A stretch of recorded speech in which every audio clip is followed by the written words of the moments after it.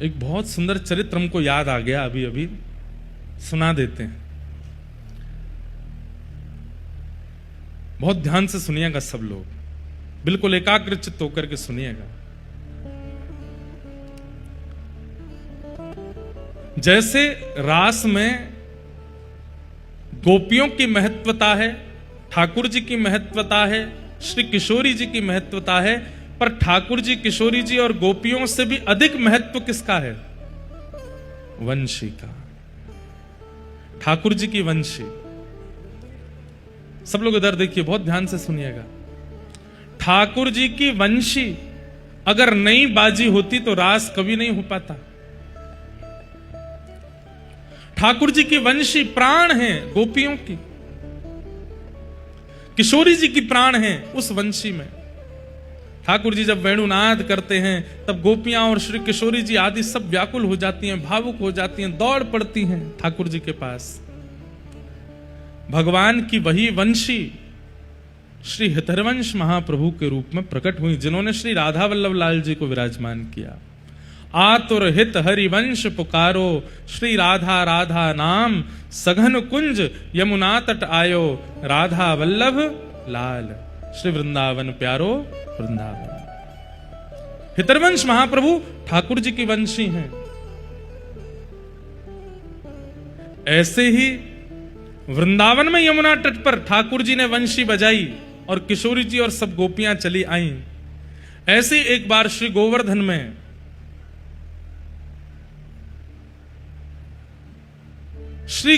में किशोरी जी की इच्छा हुई कि श्याम सुंदर यहां आ जाते तो हम रास बिहार करते। कैसे बुलाएं? श्याम सुंदर तो बहुत दूर हैं। श्याम सुंदर को कैसे बुलवाया जाए? और कोई गोपी जाकर के ठाकुर जी को आमंत्रण देकर के आएगी तो अब तक तो बहुत समय लग जाएगा। तब एक गोपी ने युक्ति बताई, अरे श्यामाजू, जैसे ठाकुर जी वंशीनाद करके हम सबन को बुलावे, आज आपकी बड़ी इच्छा है रही है रास बिहार करवे की। आप एक काम करो, जैसे ठाकुर जी वंशी बुला के हमें बुलावे, आप भी वंशी बजा करके ठाकुर जी को बुलाओ। तब किशोरी जी ने अधर पर वेणु धारण की और वंशी धारण करके जैसे ही वेणुनाद किया किशोरी जी ने, दूर वन में यमुना पल्ली पार गैया चरा रहे श्याम सुंदर, उनके कानों में जैसी वंशी धुनी गई है, वो धुन नहीं थी, उसमें शब्द थे, हे श्याम सुंदर, हम समस्त गोपांगनाओं के साथ श्री राधा रानी आपकी प्रतीक्षा कर रही हैं, जल्दी पधारो। ठाकुर जी तुरंत गए, मधुमंगल सीधा माते कही, जल्दी मेरी गैया संभालो, मैं जा रहा हूं। बोले कहां जा रहा हो लाला? बोले अरे श्यामा जी बुला रही हैं। पहली बार किशोरी जी ने वंशीनाद करके ठाकुर जी को बुलाया और दौड़ते भागते उछलते कूदते श्याम सुंदर दौड़ करके श्री गोवर्धन आए और श्री गिरिराज जी में आकर के ठाकुर जी ने किशोरी जी के साथ रास बिहार किया। बंधुओं, अभी हमारी रेवासा में कथा थी, परम पूजनीय श्री मलुकपीठ वाले पूज्य महाराज जी की सन्निधि में। आज पूज्य महाराज जी के कृपा पात्र भी पधारे हैं। पूज्य महाराज जी का यहाँ स्थान भी है श्री जगन्नाथपुरी में। तो महाराज जी ने हमको एक लीला सुनाई। बोले कि रामावतार में श्री सीता जी वंशी बजाती हैं और श्री राम जी वीणा बजाते हैं। सियाजू वंशी बजाती हैं, राम जी वीणा बजाते हैं, और उन दोनों की एक लीला दोनों को बहुत भाती है। तब किशोरी जी से राघव जी कहते हैं कि आप वंशी इतनी मधुर बजाते हैं, हमें सिखा दो। तो किशोरी जी मतलब जानकी जी राम जी को वंशी सिखाती हैं और राम जी सीता जी को वीणा सिखाते हैं। इसी के भाव से श्री द्वापर युग में ठाकुर जी वंशी बजाते हैं और श्री राधा रानी वीणा बजाती हैं। क्यों? बोले राधा रानी वीणा क्यों बजाती हैं? बोले राम जी ने सिखाया वीणा बजाना। और ठाकुर जी वंशी क्यों बजाते हैं? बोले सीता जी ने सिखाई है वंशी बजानी। गुरु ठाकुर जी की किशोरी जी हैं। ठाकुर जी के नेत्र सजल हो गए, ऐसी मधुर वेणु बजा रही हैं श्री किशोरी जी अपने अधर पर धारण करके। उसका पद भी है, पर अब मैं ढूंढने बैठूंगा तो समय निकल जाएगा। एक पद है, किशोरी जी कैसी वंशी बजाती हैं। ठाकुर जी इतने रीझ गए किशोरी जी की वंशी पर। ठाकुर जी बोले, हे श्यामाजू, ये इतनी मधुर वंशी आपने बजाई है, ये वंशी मुझको प्रदान कर दो। किशोरी जी बोली, जैसी आपकी वंशी मोते नाय बजेगी, ऐसी मेरी वंशी आपते नाय बजेगी। आपकी वंशी मेरी अनन्य है और मेरी वंशी आपकी अनन्य है, इसलिए आप यह वंशी को मत मांगो। तो फिर वही जैसे ठाकुर जी की वंशी हितरवंश महाप्रभु के रूप में प्रकट हुई, ऐसे किशोरी जी की अधर की वंशी अली सखी के रूप में प्रकट हुए कली काल में। आज उनकी जन्म तिथि है आज। और इससे भी बड़ी बात पता है क्या है? श्री वंशी अली जी किशोरी जी के वंशी के अवतार हैं। ये पूरे विश्व को किसने बताया? महाप्रभु जगन्नाथ जी ने। महाप्रभु जगन्नाथ जी ने उनका परिचय दिया कि विश्व में ये जो आचार्य चरण हुए हैं, हितरिवंश महाप्रभु का परिचय श्री राधा वल्लभ जी से हुआ, गोपाल भट्ट गोस्वामी जी का परिचय श्री राधा रमन जी से हुआ, श्री रूप सनातन गोस्वामी जी का परिचय मदन मोहन जी और गोविंद देव जी ने दिया, श्री मधु पंडित जी का परिचय गोपीनाथ जी ने किया, श्री हरिराम व्यास जी का परिचय जुगल किशोर जी ने दिया, स्वामी श्री हरिदास जी का परिचय श्री कुंज बिहारी लाल जी ने किया। ठीक वैसे ही वंशी अली जी का पूरे विश्व को परिचय महाप्रभु जगन्नाथ जी ने दिया। कैसे? वंशी अली जी का जन्म हुआ आज ही के दिन। और एक और बात बताएं, ये ऐसे आचार्य हैं, आज ही इनकी जन्म तिथि भी है और आज ही इनकी प्रस्थान तिथि भी है। ये अपने जन्मोत्सव वाले दिन ही प्रस्थान कर गए थे। किशोरी जी के परम भागवत भक्त, और दिल्ली में इनका जन्म हुआ था। आपके पूज्य पिताजी महाराज श्री प्रद्युम्न मिश्र जी, और प्रद्युम्न मिश्र जी आपके पिताजी थे। कृष्णावती जी आपकी मैया, जिनके यहां पर वंशी अली जी जन्म हुआ। जन्म लेते ही आपने नेत्र नहीं खोले, दुग्धपान नहीं किया, कोई भी मुख से शब्द नहीं कहा। 3 दिन तक आप बिल्कुल अचेत अवस्था में पड़े रहे। लेकिन आपके पिताजी वृंदावन के ही थे, इस नाते से ब्रजवासियों का आना जाना दिल्ली में लगा रहता था। सन 1700 कुछ में आपका जन्म हुआ था, आज से सन 1700 कुछ में। अब कितने वर्ष हो गए होंगे? लगभग 300 के कुछ वर्ष हो गए होंगे। तो वंशी अली जी के यहां पर ब्रजवासियों का आना जाना रहता था।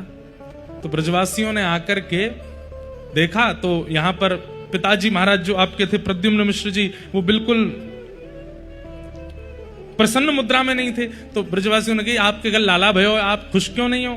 बोले, लाला तो भयो, लेकिन जब से जन्म भयो है ना कछु बोले, ना कछु गावे, ना कछु कहवे, ना कछु पीवे, कोई चेष्टा ही नहीं करे। तो ब्रजवासियों ने कहा, लाओ लाला को हमको दो। तो ब्रजवासियों पर तो एक ही मंत्र है, गोद में लेकर के बालक को सिर पे हाथ धर के फिरन लगे, कहो लाला लाला राधे राधे, लाला राधे राधे, लाला राधे राधे। जैसे ही ब्रजवासियों ने राधे राधे कहा और राधा शब्द जैसे वंशी अली जी के कान में प्रविष्ट हुआ, तुरंत आपने अपने नेत्र खोल लिए, मंद मंद मुस्काने लगे, हाथ पांव को चेष्टा करनी प्रारंभ कर दी। तुरंत आपकी मैया ने आकर के जैसे ही पयोधर का पान कराया तो आपने दुग्ध पान भी कर लिया। राधा नाम सुने बिना आंख भी नहीं खोली वंशी अली जी ने। लेकिन अब भी लोग इनको पहचान नहीं पा रहे थे कि ये कौन है। आपके माता पिता ने तो ये सोचा कि जैसे बालकों को कोई ना कोई नाम या कोई ना कोई लीला से प्रसन्न किया जाता है, हमारे बालक को राधा नाम प्रिय है। वंशी अली जी की अभी आदत बन गई, सोते रहते, मैया उठा रही है, लाला उठ जा, लाला जग जा, तो को 15 घंटा है गए, कब तक सोते रहेगो? तब पिताजी आके कहते, बोले राधा राधा बोलो, राधा राधा। बोले लाला राधे राधे, लाला राधा। सोई उठ करके बैठ जाते। और 2 भावना, एक तो स्वयं राधा नाम सुनने की आदि, दूसरा कम से कम इस बहाने से माता पिता भी तो राधा राधा बोलेंगे। ऐसे वंशी अली जी। अब भी इनके माता पिता इनको नहीं पहचान पाए। बालकों के पास जाते तो कोई बालक इनसे बात करता, ये उत्तर नहीं देते। तब इनके घर के आसपास रहने वाले बालकों ने कहा, बोले ये एक ही बात से बात करते हैं। बोले क्या? बोले बात के प्रारंभ में भी राधा बोलो, विश्राम में भी राधा बोलो, तो ही बात करेंगे। तो कोई भी बालक इनसे बात करने जाता, बोलते राधे राधे, तुमने भोजन किया? हाँ मैंने भोजन पाए लियो। और बिना राधा बोले कोई बात भी करता तो बात ही नहीं करते थे वंशी अली जी। आपका स्थान जयपुर में भी है वंशी अली जी का। आप विद्वान ब्राह्मण में जन्मे, ब्राह्मण कुल में जन्मे, तो पिता ने पढ़ा लिखा करके विद्वान बनाया। गुरु जी की भी यही शामत कि संस्कृत के सूत्रों को भी याद कराना पड़ता तो पहले राधा राधा बोलना पड़ता था, तभी सूत्र याद करते थे। प्रकांड विद्वान बन गए वंशी अली जी। एक बार आप जयपुर के राजा के यहां आपके पिताजी की कथा हुई, तो पिताजी महाराज कथा करने गए तो वंशी अली जी साथ में गए। 10 वर्ष की आयु थी आपकी। हम ये बात पूरी कथा इसलिए सुना रहे हैं क्योंकि इनका परिचय कोई पहचान ही नहीं पाया जब तक जगन्नाथ जी ने नहीं बताया। कैसे बताया वो सुनिएगा। तो एक बार वंशी अली जी अपने पिताजी के साथ जयपुर गए, तो जयपुर में इनके पिताजी ने कथा सुनाई। तो कथा में पिताजी ने प्रवचन करते सुनाया कि भगवान श्री कृष्ण जब सांदीपनी गुरुकुल पढ़ने के लिए गए, तब सांदीपनी गुरुजी के यहां गुरुजी के पुत्र को पांचजन्य नाम का एक राक्षस ले गया था, जिसका उद्धार करके भगवान ने उसकी अस्थियों से शंख का निर्माण किया, जो कि भगवान का एक आयुध पांचजन्य शंख बना। ये प्रवचन कर रहे थे, तभी राजा ने प्रश्न कर लिया, बोले भगवान एक बात बताओ, आप बता रहे हैं कि भगवान 12 वर्ष की अवस्था में गुरुजी के यहां पढ़ने गए, वहां पर पांचजन्य दैत्य का उद्धार करके तब उसकी अस्थियों से पांचजन्य शंख बनाया, तो फिर आपने अभी परसों की कथा में कहा था कि भगवान देवकी के गर्भ से जन्मे और जन्म लेते ही शंख चक्र गदा पद्म उनके हाथ में थी, तो जन्म के समय पे जो शंख हाथ में था वो कौन सा था? बड़े बड़े विद्वान वहां पर बैठे थे। राजा का प्रश्न इतना कठिन था कि इसका उत्तर देना बड़ा मुश्किल। बोले आपके अनुसार 12 वर्ष की अवस्था में भगवान गुरुकुल गए और वहां जाकर के फिर गुरुदेव के पुत्र की रक्षा के लिए पांचजन्य को मार के शंख बनाया, तो फिर 12 वर्ष पहले जब जन्म लिया था ठाकुर जी ने, तो तमद्भुतम बालकम अम्बुजक्षणम चतुर्भुजम शंख गदायुधायुधम, कंस के कारागृह में जन्म के समय शंख कहां से आया ठाकुर जी के हाथ में, और उसका नाम भी पांचजन्य कैसे हो गया?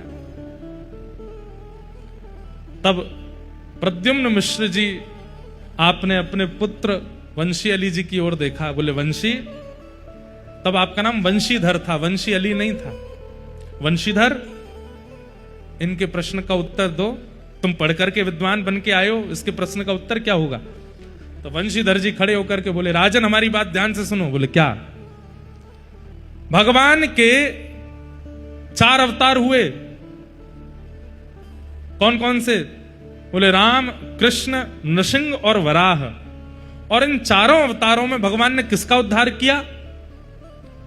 वो हिरण्यकश्यप, हिरण्याक्ष, रावण, कुंभकर्ण, दंतवक्र और शिशुपाल।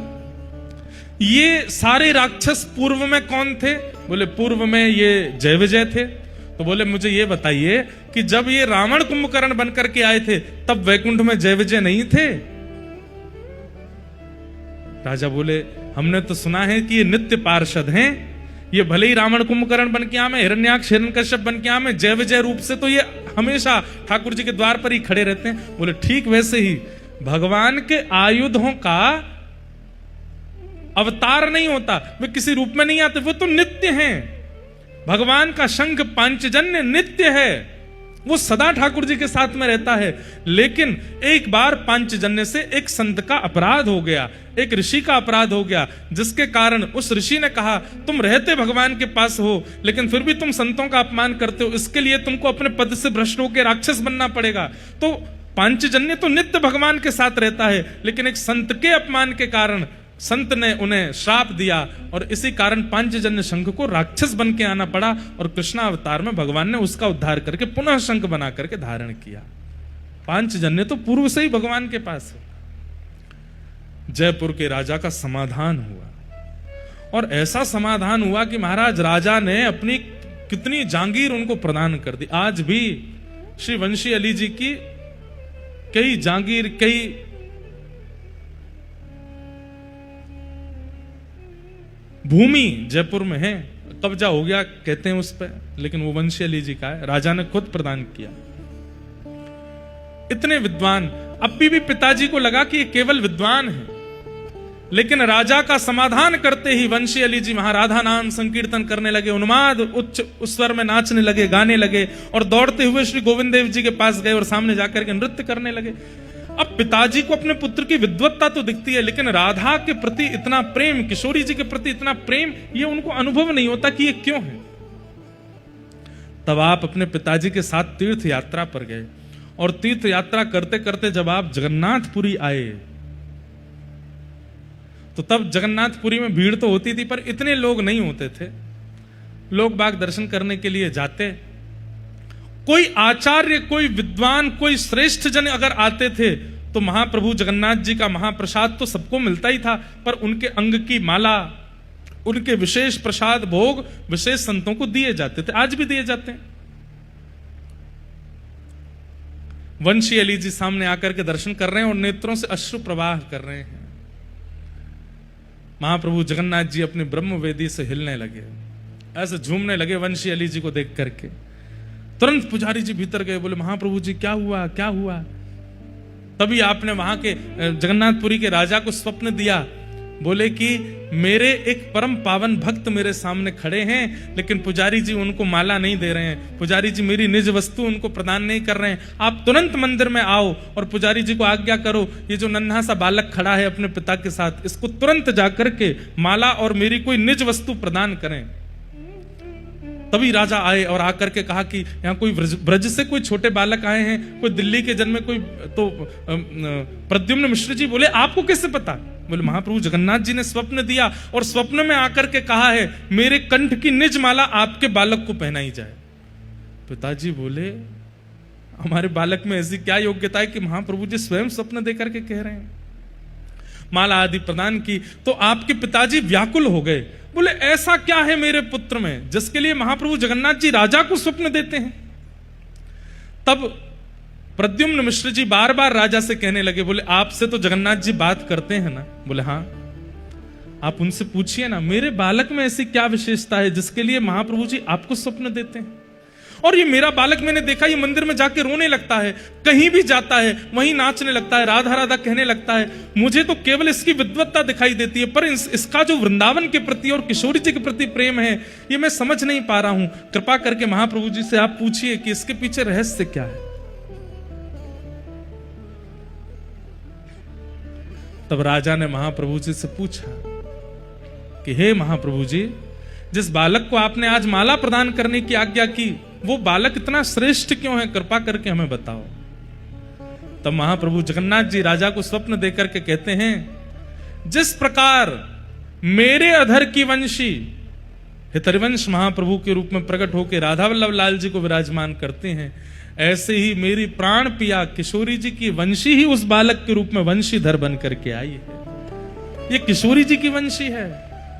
ये बात पूरे विश्व को किसने बताई? जगन्नाथ महाप्रभु ने। श्री जगन्नाथ जी ने राजा से जाकर के कहा, आप उनके पिताजी को बता दीजिए, वो उस अपने पुत्र के रूप को जानते नहीं है, उसका नाम वंशीधर रखा गया है, वास्तव में वंशी ही है, पर मेरे अधर की नहीं, किशोरी जी के अधर की वंशी। यहां के उस समय के राजा गजपति महाराज ने प्रद्युम्न मिश्र जी से जाकर के कहा, धन्य है, धन्य है, आपके पुत्र को प्रणाम। बोले कि क्या है, सब क्यों प्रणाम करते हैं मेरे पुत्र को? बोले महाप्रभु जगन्नाथ जी ने आज्ञा करके बताया है कि किशोरी जी की अधर की वंशी ही आपके पुत्र के रूप में प्रकट हुई है। ये श्री राधा रानी की अधर की वंशी, उसका परिचय महाप्रभु जगन्नाथ जी देते हैं। तब पूरे विश्व में आज भी इतनी ख्याति इतने लोग नहीं जानते, पर जानना चाहिए। हमारी अभी कथा हुई थी दिल्ली में, तो मैं गया था सुबह सुबह, जिस दिन मेरा जन्म दिवस था 7 अगस्त को कथा थी दिल्ली में। तो हर बार जन्मदिन पे हम या तो राधा रमन जी वृंदावन परिक्रमा, यमुना जी स्नान, तटीय स्थान में पद गायन ये करता हूं मैं सुबह सुबह। इस बार नहीं हो पा रहा था तो फिर मैं वहीं गया दर्शन करने। वंशी अली जी के घर पे ही श्री लाडली जी विराजमान है, चांदनी चौक दिल्ली में। उनका दर्शन करने के लिए गया। उन वंशी अली जी का परिचय पूरे विश्व को महाप्रभु जगन्नाथ जी प्रदान करते हैं। धीरे धीरे उसी के बाद ख्याति हुई है उनकी कि किशोरी जी की अधर की वंशी जो इस रूप में प्रकट हुई। ऐसे महाप्रभु जगन्नाथ जी जो अपने आचार्यों का उजागर करते हैं, अपने आचार्यों के स्वरूप को प्रकट करते हैं, ऐसे महाप्रभु जी को प्रणाम। तो आज इसलिए विशेषता है, आज इसलिए ये भाव मुझे सुबह ही हमारे एक मित्र का संदेश आया, बोले आप जगन्नाथपुरी में हैं और आज उन्हीं की तिथि है जिनका परिचय पूरे विश्व को महाप्रभु जगन्नाथ जी ने कराया, दिल्ली में प्रकट हुए श्री वंशी अली जी महाराज, उनका प्रचार, उनके रूप का प्रमाण पूरे विश्व को जगन्नाथ महाप्रभु ने प्रदान किया। ऐसे वंशी अली जी को हम बारंबार प्रणाम करते हैं, बारंबार वंदन करते हैं। उनका एक बहुत सुंदर पद है,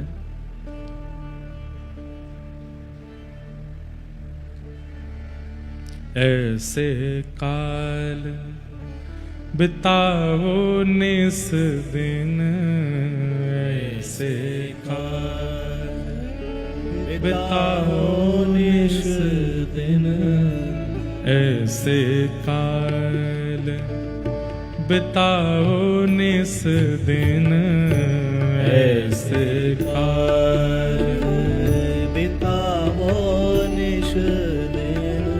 भोर सांझ लो, सांझ भोर लो, भोर सांझ लो। सब लोग गाइएगा।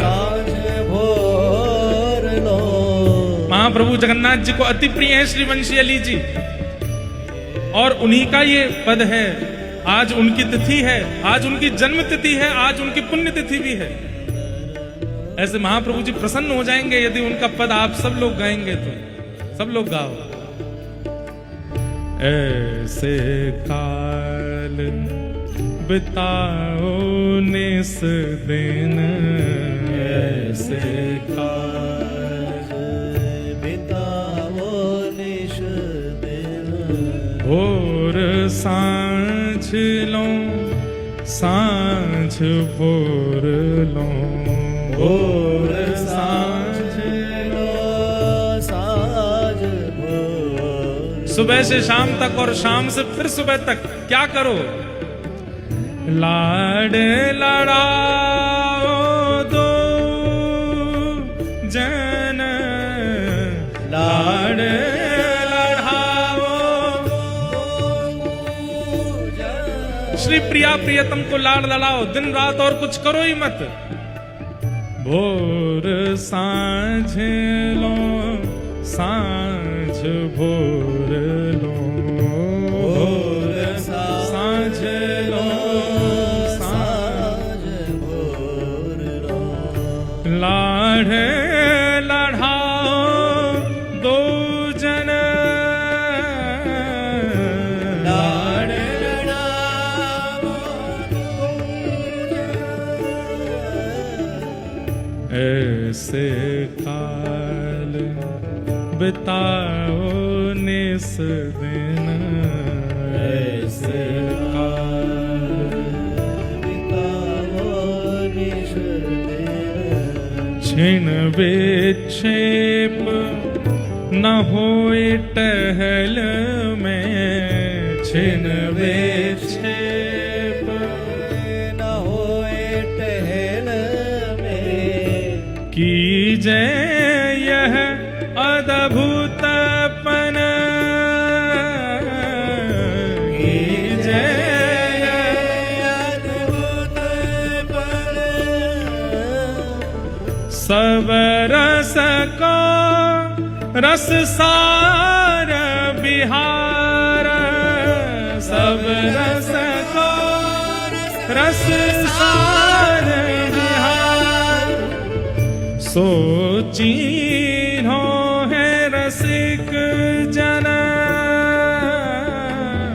सोची हो है रसिक जन, रसिक जन।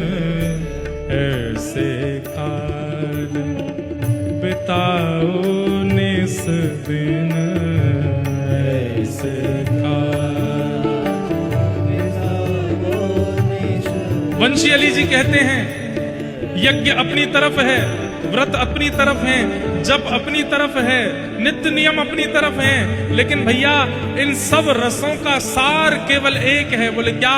अपने घर के प्रिया लाल जी को नित्य विहार कराते रहो बस। चाहे जीवन में जैसी घड़ी आ जाए, चाहे जैसी परिस्थिति आ जाए, उनका नित्य विहार ना छूटे। वो सदा नित्य विहार विहारी विहार करते रहें। ऐसी लीला करो, ऐसा भाव रखो। रसिकों ने इसी को सार बताया है। कि हमारे ठाकुर जी का नित्य विहार चलता रहे। खूब समुद्र में गोता लगा रहे होंगे, बार बार उंगली पकड़ करके सुभद्रा जी की रसोई घर में जाते होंगे, कौन सी हंडी में कहा बनना मुंह को दिखाओ। जे बिमला देवी कौन सी देवी हैं, जे पीछे गोपेश्वर महादेव बैठे हैं, बलभद्र जी सुभद्रा जी गोद में लेके प्यारे गिरधर लाल को पूरे मंदिर में घूमते होंगे। जितनी देर कथा चलती है हमारे लाल जी खूब आनंद करते होंगे, उनका विहार चल रहा होगा। ये चिंतन चित्त में आना ही ठाकुर जी का विहार है। आप कोई लीला प्रकट करके उत्सव बनाते हैं वो एक बात है, पर अपने चित्त में सदा ये भाव रखना कि मेरे ठाकुर जी इस समय क्या कर रहे होंगे, इसी को मुख्य विहार कहा जाता है। नेत्र बंद कीजिए और विचार कीजिए, मेरे घर के ठाकुर जी इस समय क्या लीला कर रहे होंगे, और किसी लीला की योजना बना करके वहां ठाकुर जी को लीला बिहारी बना दीजिए। हम अगर जगन्नाथपुरी में, तो हमारे ठाकुर जी भी जगन्नाथपुरी में हैं। अभी कहा कर रहे होंगे, बोले अभी समुद्र की लहरन में खेल रहे होंगे। दूर से सुभद्रा मैया बलभद्र जी चिल्ला रहे होंगे, अरे गिरधर लाल ज्यादा भीतर मत जाइयो, डूब जाओगे, बहुत गहरो है। ठाकुर जी जिद कर रहे होंगे, बलभद्र जी मुंह को घुमा के लाओ। तो श्री बलभद्र जी अपने कंधा पे लेके गए होंगे, समुद्र नारायण से कही हो कि नेक शांत है जाओ, ज्यादा ऊंची लहर मत लइयो, छोटो सो लाला है ब्रजते आयो है, या को नेक डुला के लाऊं। ये नित्य विहार का चिंतन अपने चित्त में करते रहो कि हमारे ठाकुर जी मंदिर में बैठे, सिंहासन में बैठे नहीं, वो कहीं विहार कर रहे हैं। आचार्यों ने कहा है यही सारों का सार है कि आपके दोनों प्रिया प्रियतम विहार करते रहें आपके चित्त में। ऐसे काल बिताओ निस दिन, ऐसे काल बिताओ निस दिन, विविध भांति के और भजन जे, विविध भांति के और भजन जे, लोन बिना जो व्यंजन, लोन बिना जो। आहा, श्री वंशी अली जी कहते हैं आप खूब सारे नियम करते हो, लेकिन ठाकुर जी का नित्य विहार चिंतन में नहीं चलता है, तो उसको वैसे ही मानिए जैसे बिना नमक की कोई साग सब्जी बन गई हो, उसमें रस नहीं आता। आप बड़े बड़े अनुष्ठान करते हैं, बड़े बड़े व्रत करते हैं, बड़े बड़े नियम करते हैं, बड़ी बड़ी उपासनाएं करते हैं, लेकिन अपने ठाकुर जी के नित्य विहार का चिंतन अपने चित्त में नहीं करते, तो ऐसा मानिए जैसे बिना नमक की सब्जी बना दी हो। नोन बिना बहु व्यंजन,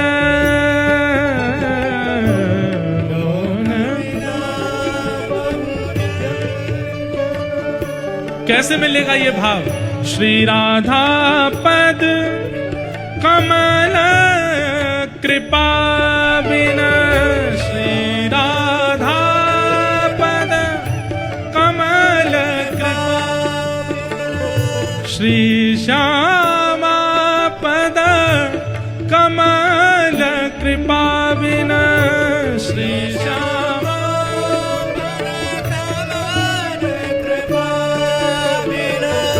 को पावे रस को कण,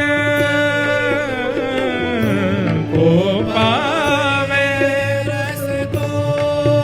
रस को कण, ऐसे काल बिताओ निस दिन, ऐसे काल बिताओ निस दिन, ऐसे काल बिताओ निस दिन, ऐसे काल बिताओ। श्री जगन्नाथ महाप्रभु की। ऐसे रसिक का उजागर जगन्नाथ जी करते हैं। आज उनकी जन्म तिथि है, उन्हें प्रणाम करते हैं।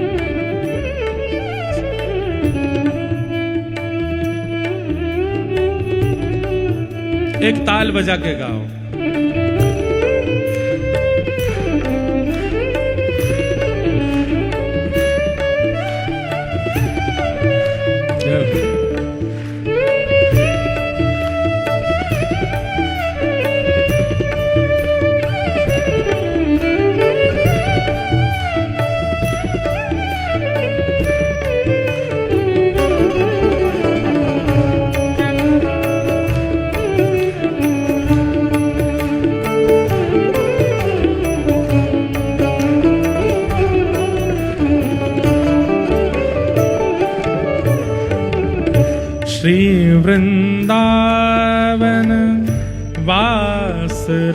वासी रस श्री वृंदावन।